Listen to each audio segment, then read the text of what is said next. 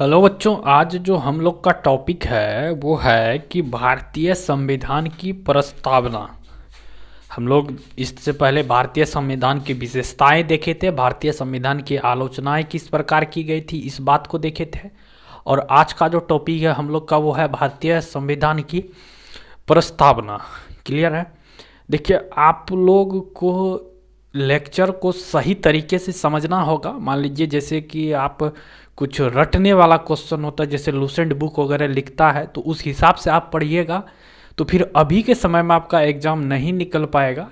क्योंकि अभी के समय में जो क्वेश्चन पूछता है, मान लीजिए जैसे कि स्टेट पीसीएस हो गया या आपका सिविल सर्विस हो गया या अदर हाई लेवल का एग्ज़ाम हो गया, तो वो जो आपसे क्वेश्चन पूछता है तो वो नॉर्मली वो क्वेश्चन नहीं पूछता जो जनरल बुक में मिलता है। थोड़ा डीपली क्वेश्चन पूछता है, कॉन्सेप्चुअल बातें को वो पूछता है।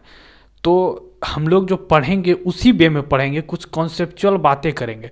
जैसे प्रस्तावना के बारे में दो चार बात ही जनरल बुक में मिलता है कि प्रस्तावना क्या है, किसने पेश किया और कब पेश किया, और एक आध संशोधन इसमें हुआ था उसके बारे में। लेकिन यहाँ पे हम लोग इसके एक एक पॉइंट को देखेंगे, एक एक बात को समझने का कोशिश करेंगे। आप हमेशा याद रखिएगा कि आप मान लीजिए स्टेट पीसीएस कर रहे हैं, बिहार का पीसीएस हो गया या झारखंड पीसीएस या यूपी पीसीएस हो गया, तो इन सब का प्री तो मान के चलिए आप जनरल याद करके निकाल लेंगे, लेकिन मेंस में आपको दिक्कत हो जाएगी। तो आपको क्वेश्चन को भी इस तरह से पढ़ना है, बेसिकली आपको इस तरह से स्टार्ट करना है कि एक ही बार में प्री और मेंस दोनों कवर हो जाए। तो इसलिए मेरा लेक्चर में आप देखिएगा कि आपको एक एक पॉइंट को मैं समझाने का कोशिश करता हूँ, जहाँ से हो सके ज़्यादातर क्वेश्चन पूछेगा किसी भी टॉपिक से उसका मैक्सिमम आंसर करने की कोशिश मेरा रहता है। ठीक है, तो आइए हम लोग टॉपिक पे आते हैं। जिस तरह से हम लोग का टॉपिक है भारतीय संविधान की प्रस्तावनाएं। क्लियर है? सबसे पहले तो हम लोग इस चीज़ को जानेंगे कि प्रस्तावनाएं होती क्या है। क्लियर है? प्रस्तावनाएं क्या होती है, प्रस्तावनाएं कहाँ सबसे पहले आया था, और हमारे जो संविधान है यहाँ पे जो प्रस्तावना लाया गया है तो इस किसके द्वारा लाया गया था, इसे लाने के पीछे क्या वजह थी। क्लियर है? तो इस बात को हम लोग जानेंगे। बेसिकली प्रस्तावनाएं को संविधान का परिचय कहा जाता है ना। प्रस्तावना जो होता है संविधान का परिचय कहलाता है, या संविधान के सार कह सकते हैं, संविधान का इंट्रोडक्शन कह सकते हैं। क्लियर है? अब संविधान की परिचय एक पॉइंट मैं लिख देता हूं यहाँ पे। प्रस्तावना जो है बेसिकली क्या है, परिचय होता है, प्रस्तावना परिचय होता है संविधान का। क्लियर है?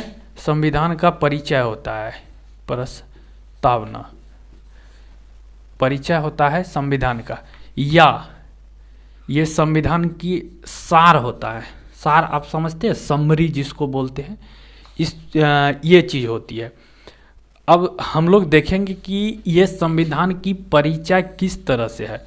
अब मान के चलिए परिचय मतलब इंट्रोडक्शन। तो अगर आप किसी को अपना इंट्रोडक्शन देते हैं तो क्या बताते हैं कि आप कौन हैं, आप कहाँ से आए हैं, आप क्या करते हैं, आपका उद्देश्य क्या है, यही सब बात बताते हैं। तो क्या प्रस्तावना भी संविधान में ऐसा ही कुछ बताता है, इस चीज़ को हम लोग डिस्कस करेंगे अभी।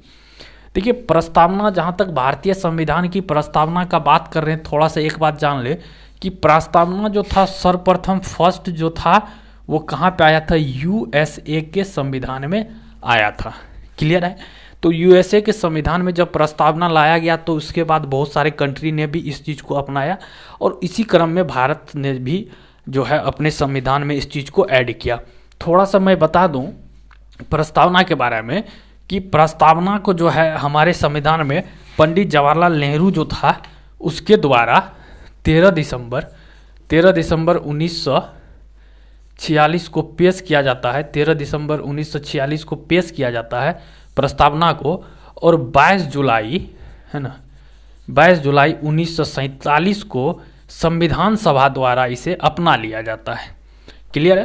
भारतीय संविधान की प्रस्तावना जो है कौन पेश करता है, पंडित नेहरू जो है ये पेश करता है 13 दिसंबर 1946 को, और 22 जुलाई 1947 को जो है भारतीय संविधान सभा द्वारा इसे अपना लिया जाता है। ये प्रस्तावना की कुछ बातें होगी, हम लोग जानेंगे प्रस्तावना संविधान की सार है, परिचय है, ये किस तरह से होता है। देखिए हम लोग का जो भारतीय संविधान की प्रस्तावना है वो कहाँ से शुरू होते हैं, आप सभी जानते हैं क्या है कि हम भारत के लोग भारत को एक संपूर्ण है ना प्रभु संपन्न समाजवादी पंथ निरपेक्ष लोकतंत्र, तो इस तरह से ये स्टार्ट होता है। तो बेसिकली जो भारतीय संविधान की प्रस्तावना है ना, वो यहाँ से स्टार्ट होता है, हम भारत के लोग, ठीक है, हम भारत के लोग, इन बातों से स्टार्ट होता है। तो प्रस्तावना को चूंकि यहाँ पे पूरा मैं लिखूंगा नहीं, कुछ कुछ जो मेन थोड़ा सा इंट्रो दे दिया, आप लोग को पता ही होगा, क्लियर है। तो संविधान की परिचय जो है ये प्रस्तावना कहलाता है। 13 दिसंबर 1946 को नेहरू ने पेश किया और 22 जुलाई 1947 को संविधान सभा ने इसको स्वीकार कर लिया, क्लियर। तो ये तो होगी प्रस्तावना की शुरुआत हम भारत के लोग से। तो अब तो थोड़ा बहुत ये इसकी बातें होगी। बेसिकली प्रस्तावना का उद्देश्य क्या है, प्रस्तावना का उद्देश्य क्या है, इस चीज़ को जानने से पहले हमें ये जानना होगा कि प्रस्तावना के कितने तत्व है। तत्व मतलब कि प्रस्तावना में बेसिकली किन किन चीज़ों का यूज किया गया है, किन किन बातों को कहा गया है प्रस्तावना में। इस बात को अगर हम लोग देखते हैं तो प्रस्तावना में मूलतः अगर हम लोग देखें प्रस्तावना के तत्व को, है ना, प्रस्तावना के अगर तत्व की बात करें, मतलब बेसिकली इसमें क्या किया है, तो अगर इसको गौर से देखा जाए भारतीय संविधान की प्रस्तावना को, इसमें 4 बातें मूलतः निकल के आती है कि प्रस्तावना में 4 बातें मूलतः निकल के आती है, जिसमें कि पहला है कि संविधान, जो संविधान है, प्रस्तावना इस बात को बताती है कि संविधान का अधिकार स्रोत क्या है, ठीक है, संविधान का अधिकार स्रोत क्या, इस चीज़ को फिर मैं डील करूंगा कि कैसे ये बताता है कि संविधान का अधिकार स्रोत क्या है। पहले याद प्रस्तावना के तत्व, तो प्रस्तावना के बेसिकली कितने तत्व है, 4 तत्व है अगर गौर से देखा जाए। तो पहला हो गया कि संविधान का अधिकार स्रोत क्या है। अगर दूसरी बात को हम लोग लिखें तो प्रस्तावना भारत की प्रकृति, है ना, भारत की प्रकृति, इस चीज़ का भी जिक्र करता है कि भारत की प्रकृति कैसी है, इस बात को भी देखेंगे। तीसरा बात ये बताता है कि संविधान का उद्देश्य क्या है, प्रस्तावना इस बात को बताता है। प्रस्तावना का एक ये भी तत्व है संविधान का उद्देश्य, संविधान, प्रस्तावना की एक ये भी बात है कि संविधान का उद्देश्य क्या है, क्लियर है, संविधान का उद्देश्य। और चौथी बात ये बताता है कि प्रस्तावना कब लागू हुआ था, है ना, सॉरी प्रस्तावना नहीं, संविधान कब लागू हुआ था, संविधान कब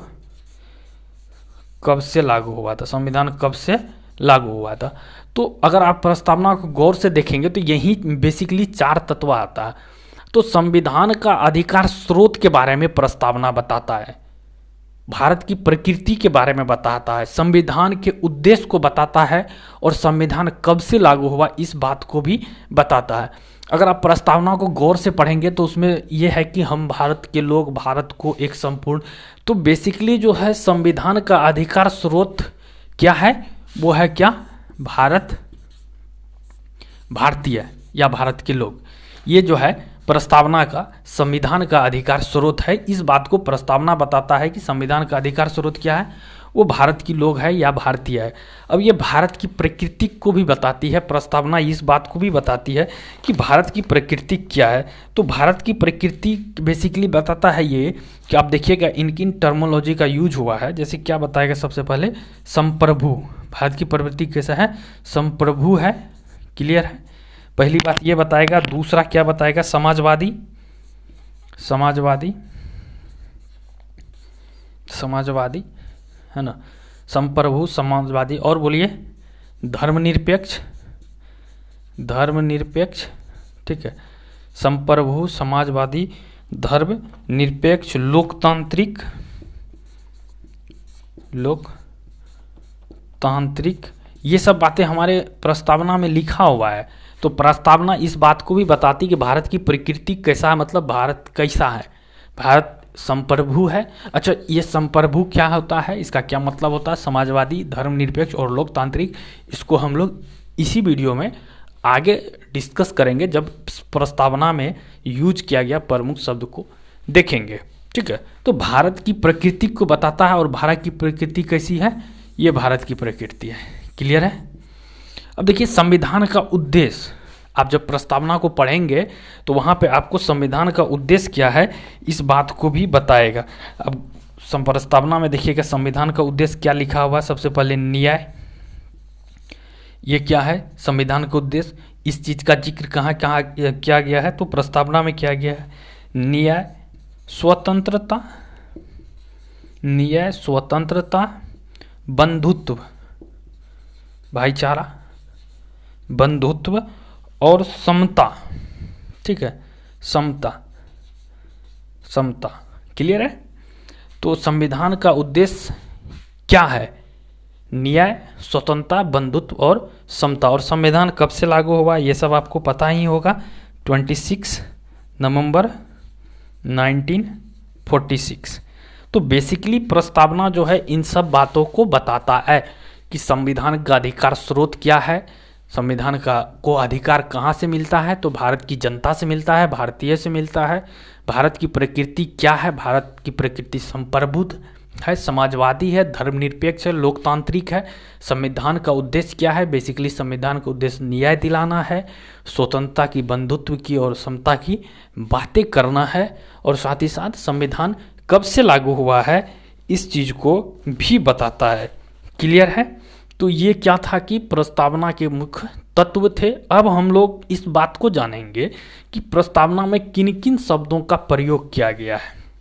क्लियर है। प्रस्तावना में किन किन शब्दों का प्रयोग किया गया है।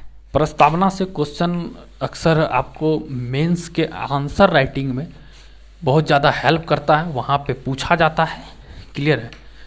आप अगर प्रस्तावना को देखेंगे उसमें मुख्य मुख्य शब्द का जो प्रयोग किया गया है, जैसे कि समाजवादी हो गया, संप्रभुत्ता हो गया, धर्मनिरपेक्ष हो गया, है ना, बंधुत्व की बात किया है, भाईचारे की बात किया है।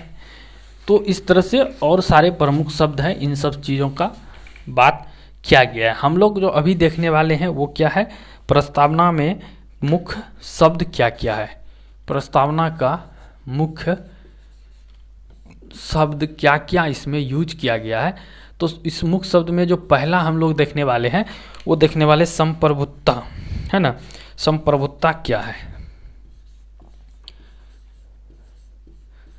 इस शब्द का भी प्रयोग किया गया है प्रस्तावना में कि संप्रभुत्ता क्या होता है। आप देखिए भारत में संप्रभुत्ता होने का मतलब क्या है कि भारत न तो किसी अन्य राज्य पर या किसी अन्य देश पर निर्भर है, ना ही किसी अन्य देश का ये डोमिनियन है, ना ही किसी अन्य देश का ये उपनिवेश है। क्लियर है। भारत ना ही तो किसी अन्य देश पर निर्भर है और ना ही उसका क्या है, डोमिनियन है। क्लियर है। ये बात हो गई।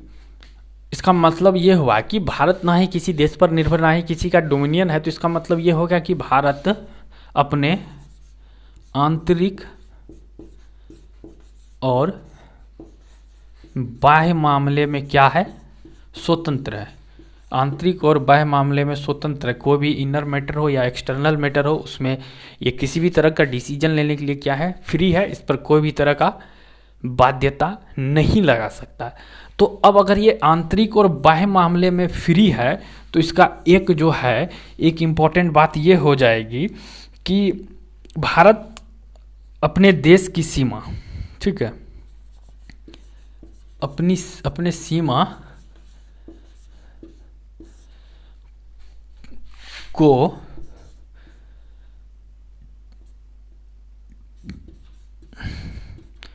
जहाँ तक चाहे वह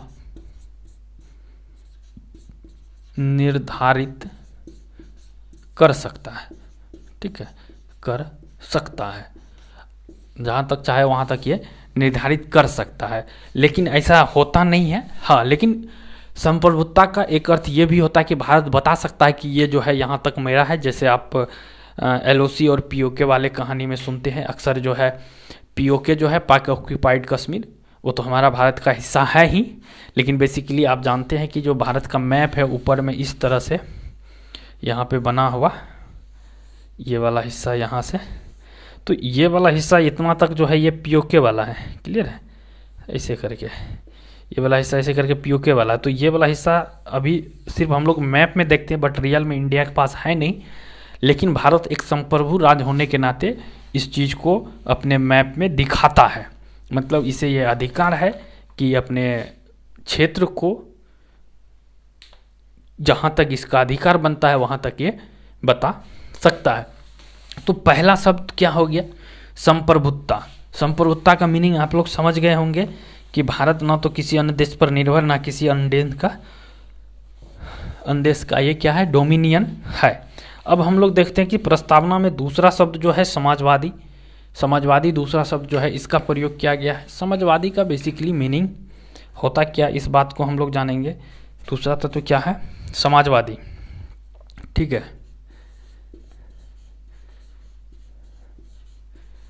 समाजवादी है ना। समाजवादी शब्द पहले हमारे प्रस्तावना में शामिल नहीं था।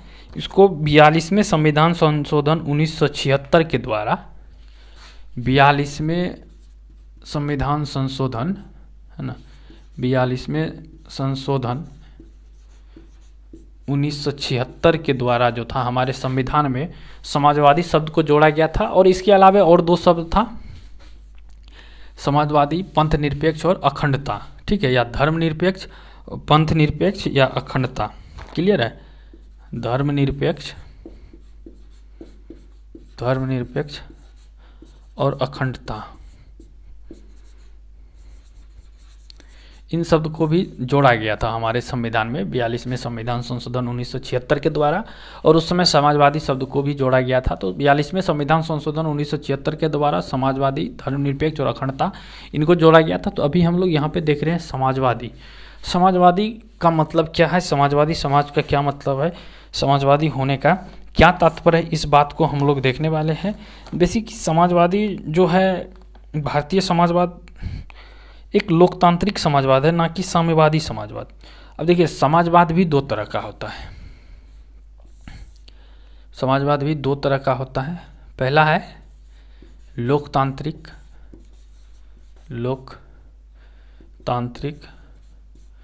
और दूसरा है साम्यवादी,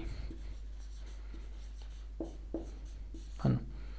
लोकतांत्रिक और दूसरा है साम्यवादी। अब लोकतांत्रिक में क्या होता है कि जो यहाँ पे संपत्ति होती है वो सार्वजनिक और निजी क्षेत्र दोनों में होता है ना। लोकतांत्रिक में सार्वजनिक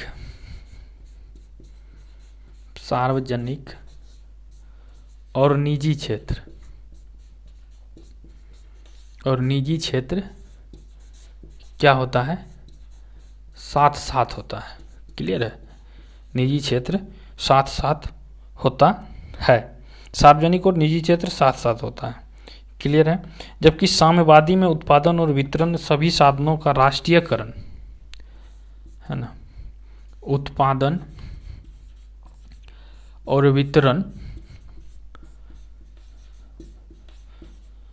वितरण का क्या हो जाता है? राष्ट्रीयकरण हो जाता है, राष्ट्रीयकरण हो जाता है। या निजी संपत्ति को समाप्त करने की कोशिश की जाती है, बेसिकली इसमें क्या हो जाता है? राष्ट्रीयकरण हो जाता है। जैसे आप चाइना को देख लीजिए, इसका उदाहरण चाइना है। और लोकतांत्रिक समाजवाद जो है, यहाँ पे सार्वजनिक और निजी क्षेत्र साथ साथ होता है। इसका एग्जाम्पल सबसे पहले अपना इंडिया, यही जो है ये यहाँ पे देखने को मिलता है। तो ये क्या था? लोकतांत्रिक शब्द का प्रयोग किया गया है हमारे प्रस्तावना में, ठीक है, ये बात है। एक तीसरा शब्द क्या लिया गया, धर्मनिरपेक्ष। ये भी 42वां संविधान संशोधन 1976 के द्वारा जो जोड़ा गया था वहाँ पे लिख दिया गया था। तीसरा क्या है, तीसरा है धर्मनिरपेक्ष। धर्मनिरपेक्ष का मतलब आप सभी जानते हैं, यहाँ किसी एक धर्म को मान्यता नहीं दिया जाएगा। मतलब क्या हुआ, इसका मतलब क्या हुआ, सभी धर्म क्या है, सभी धर्म समान है। ठीक है, सभी धर्म समान है। इस बात का पता हमें कहाँ से कहाँ चलता है, हमारे संविधान का आर्टिकल 25 से जो 28 है, इस चीज़ में इस यहाँ पे इस चीज़ को बताया गया है धर्मनिरपेक्ष के बारे में। क्लियर है, बेसिक सभी धर्म समान है, यहाँ पे कोई एक धर्म नहीं हो सकता है। बहुत सारे कंट्री अपने यहाँ जो है धार्मिक कंट्री घोषित कर, जैसे Pakistan Islamic country, Bangladesh Islamic country है, लेकिन इंडिया में ऐसी कुछ बात है नहीं। यहाँ पे सभी धर्म को समानता से देखा जाता है। क्लियर हो गया। उसके बाद हम लोग देखेंगे लोकतांत्रिक। लोकतांत्रिक से पहले अखंडता देख लीजिए, वहाँ पे लिखा हुआ है अखंडता। अखंडता का मतलब क्या है, क्या होनी चाहिए, हमारे यहाँ एकता होनी चाहिए। ठीक है, विविधता में भी एकता, विविधता में भी एकता होनी चाहिए। एक बात ये होगी। अच्छा, इसका सबसे बेटर एग्जांपल क्या है, हमारा जो आर्टिकल 1 है, आर्टिकल 1 क्या कहता है कि भारत क्या होगा, भारत क्या है, राज्यों का संघ है, मतलब यूनियन है। यूनियन है मतलब ग्रुप है, मतलब ये सब मिला हुआ है। तो आर्टिकल 1 भी अखंडता को बताता है, अखंडता को दर्शाता है। क्लियर है। तो समाजवादी, लोकतांत्रिक, धर्मनिरपेक्ष और अखंडता, ये 4 चीज़ हो गया। फिर इनको मैं साफ कर देता हूँ, उसके बाद मैं दोबारा से लिखूँगा अगला पॉइंट। तो ये सब हमारे संविधान के प्रस्तावना में प्रयुक्त प्रमुख शब्द थे। आगे हम लोग बढ़ते हैं,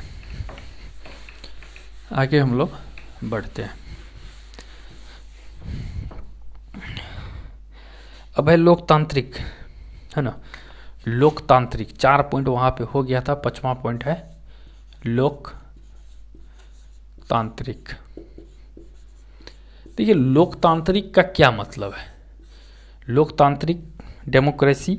ठीक है, तो बेसिकली क्या होता है कि लोकतांत्रिक कंट्री वैसी कंट्री को कहते हैं जहाँ पे सरकार जो है पब्लिक के द्वारा चुन के आती है, अर्थात जो है सब शक्ति किसके हाथों में होती है, जनता के हाथों में होती है। सर्वोच्च शक्ति यहाँ किसके हाथ में होगी, जनता के हाथ में होगी, पब्लिक के हाथों में होगी। हाँ, जनता हाथों में होती है। क्लियर है, जनता के हाथों में होती है। कैसे जनता के हाथों में होती है, अब सभी जानते हैं कि जो हमारे यहाँ है, या फिर लोकतांत्रिक का एक मतलब ये भी होता है कि राष्ट्रपति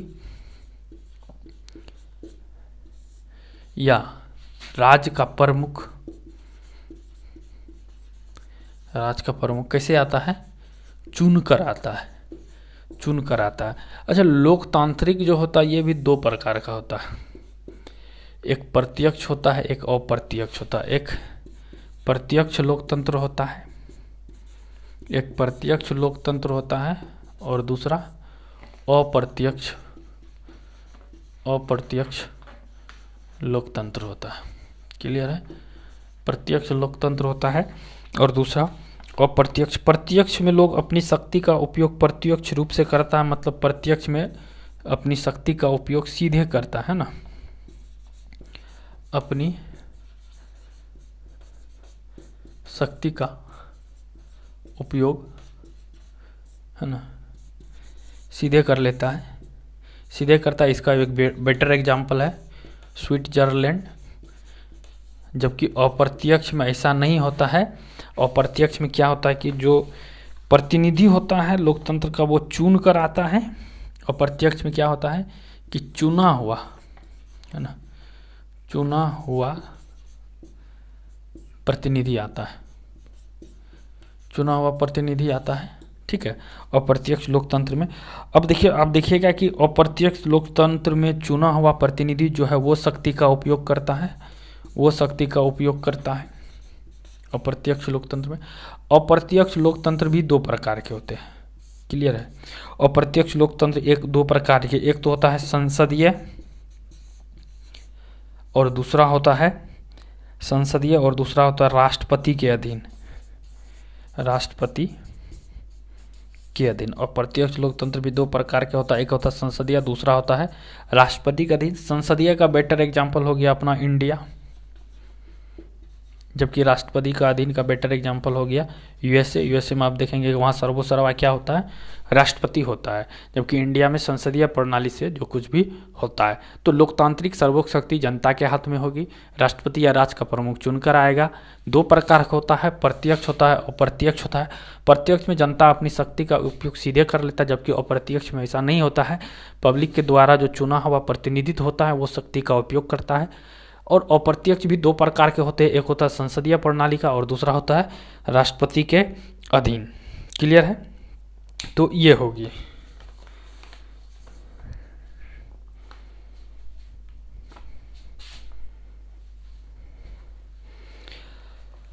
अब जो नेक्स्ट है वो क्या है, वो है गणतंत्र, है ना। 5 हो गया, छठा क्या है, गणतंत्र। अब गणतंत्र का मीनिंग क्या होता है, इस बात को जानिए कि राजनीतिक संप्रभुता किसी एक व्यक्ति के हाथ में नहीं होगा, ठीक है। मतलब किसी एक को विशेष अधिकार, विशेषाधिकार जो है, विशेषाधिकार नहीं होता है, क्लियर है। विशेषाधिकार नहीं होता है, मतलब सार्वजनिक, इसका बेटर एग्जाम्पल जैसे कि आप सार्वजनिक जब कार्यालय जाएंगे, सार्वजनिक शक्ति होती है या सार्वजनिक अधिकार होती है, सभी का अधिकार होती है। इसका बेटर एग्जाम्पल जैसे सरकारी कार्यालय हो गया, सरकारी ऑफिस हो गया, सभी व्यक्ति के लिए क्या होता है, एक जैसा होता है, सभी व्यक्ति के लिए एक जैसा होता है। अब गणतंत्र भी दो प्रकार के होते हैं, गणतंत्र भी दो प्रकार के होते हैं। एक तो गणतंत्र हो गया कि जो क्या होगा, राजा के अधीन होगा, राजा के अधीन होगा। और दूसरा गणतंत्र का प्रमुख कौन होगा, राष्ट्रपति होगा।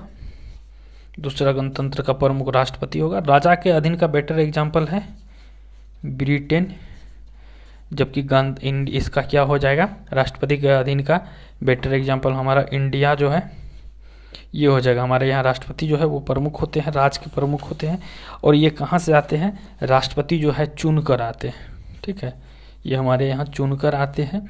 जबकि ये ब्रिटेन जो राजा का अधीन होता है, ये क्या होता है, ये वंशानुगत होता है ना, ये वंशानुगत होता है, क्लियर है। तो गणतंत्र भी बेसिकली दो प्रकार के होते हैं। गणतंत्र में क्या होता है, किसी को, किसी एक वर्ग को विशेष अधिकार नहीं होता, सभी को समान अधिकार होता है, क्लियर है। तो इन सब बातों का जिक्र कहाँ पे है, हमारे संविधान के प्रस्तावना में। एक शब्द और प्रयोग किया गया है कि न्याय। न्याय का क्या अर्थ है ना, न्याय का क्या अर्थ है। चलिए फिर से इसको हम साफ कर देते हैं, आप लोग इसको नोट करते जाइएगा, क्लियर है। इस बात को समझ के नोट करते जाइएगा।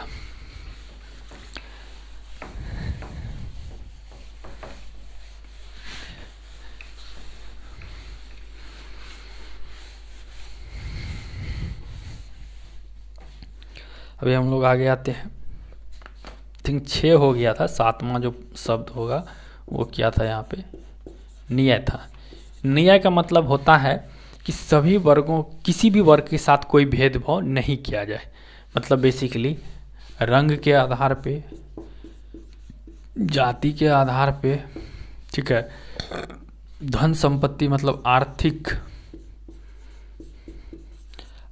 आधार पर,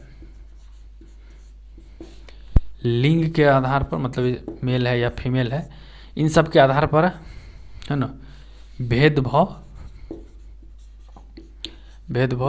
नहीं किया जाए। तो ये क्या है, न्याय है। इस चीज़ का जिक्र जो हमारे संविधान में किया गया, और ये शब्द का भी प्रयोग कहाँ पे है, प्रस्तावना में है। आर्थिक न्याय, ये सब चीज़ जो है इन सब के। उसके बाद लास्ट में हम लोग 7वां देखेंगे, स्वतंत्रता। स्वतंत्रता का मतलब क्या है? स्वतंत्रता का मतलब है कि किसी भी लोगों की गतिविधि पर, है ना, लोगों की गतिविधि पर कोई भी प्रतिबंध नहीं होना चाहिए, प्रतिबंध नहीं होना चाहिए। और अब इसका ये मतलब नहीं कि कोई भी व्यक्ति कुछ भी कर लेगा, है ना, इसका ये मतलब नहीं कि कोई भी व्यक्ति कुछ भी कर लेगा, ठीक है। प्रतिबंध नहीं होना चाहिए, प्रतिबंध नहीं, और साथ ही साथ उसे क्या मिलना चाहिए? अवसर भी मिलना चाहिए, अवसर भी मिलना चाहिए। जैसे समझिए थोड़ा सा, कोई व्यक्ति अब मान के चलिए समाज में निम्न वर्ग से आता है, तो ऐसा नहीं कि वो अगर कुछ कर रहा है तो उस पर प्रतिबंध होना चाहिए, और उसे हर एक वो काम करने का अवसर देना चाहिए जो कि हमारे समाज के अन्य वर्ग को भी मिलता है। क्लियर है? तो ये बेसिकली स्वतंत्रता का मतलब है ना। समता, उसके बाद 8वां है समता। समता का मतलब क्या है? समता का मतलब क्या है कि समान अवसर सभी को, समान अवसर सभी को, समता मतलब समानता होनी चाहिए। बंधुत्व, भाईचारा हो गया, एकल नागरिकता, ये सब बातें जो है ये हो गया जो आर्टिकल 1 में कहा गया था। तो ये सब बेसिकली कुछ प्रमुख शब्द था जो हमारे प्रस्तावना में प्रयोग किया गया था, ठीक है। ये हमारे कुछ बेसिक प्रमुख शब्द थे जो प्रस्तावना में प्रयोग किया गया था। प्रस्तावना का और पॉइंट है, जैसे प्रस्तावना की क्या कुछ आलोचना की गई है, या प्रस्तावना की और क्या प्रमुख विशेषता है, इनको भी दूसरा वीडियो में कवर करेंगे, वरना वीडियो ज़्यादा लंबा हो जाएगा।